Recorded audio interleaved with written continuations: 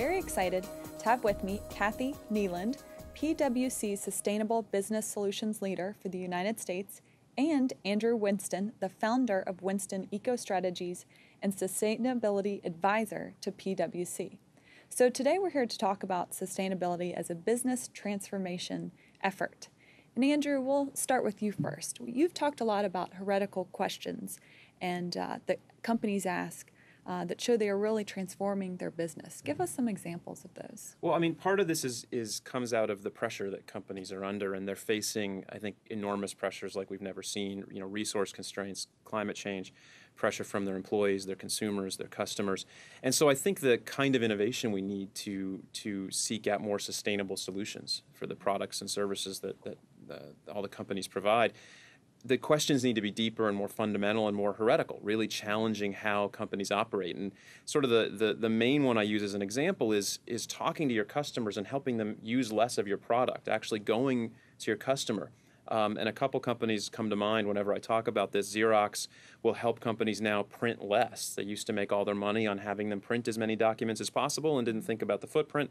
And now they know their customers want to save energy and paper and money and time.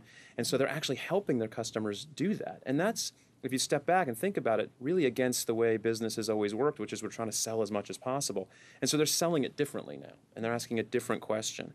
And to do that, I think to start asking these kinds of questions systematically, you need the systems in place, you need a culture that allows it, you need better data and information within the company so that you understand where your footprint is and where your customer's footprint is and where you can make changes and improvements. So you need to have a bunch of different kind of blocking and tackling system things in place. And that's why, you need help to do that. It isn't just throwing questions into the air. Mm-hmm.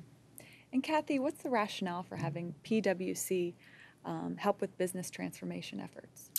So it's actually taking those ideas or those concepts that Andrew's just described and actually integrating them within the core processes within the organization. So, things like, supply chain, where we're really, companies are really asking themselves, how do I impact the supply chain from a reputation perspective? Labor practices, maybe it's decreasing carbon in the supply chain. Mm-hmm. And what we're asked to do is come in and take a look at that existing system, the other priorities around sustainability, and then integrate them into a scorecard, if you will, that considers all aspects of those priorities for the organization. Mm-hmm. It's hard. It's the scale of PwC that allows you to go from the strategy, right, to the integration of the processes, ultimately to the outcomes and then the reporting. So that's why typically PwC gets called, and it's the scale of what we can bring. Mm-hmm. And you guys are both speaking at Business Climate today and on some different panels, and thanks so much for joining us and talking to us today. Glad to be here. Thank you.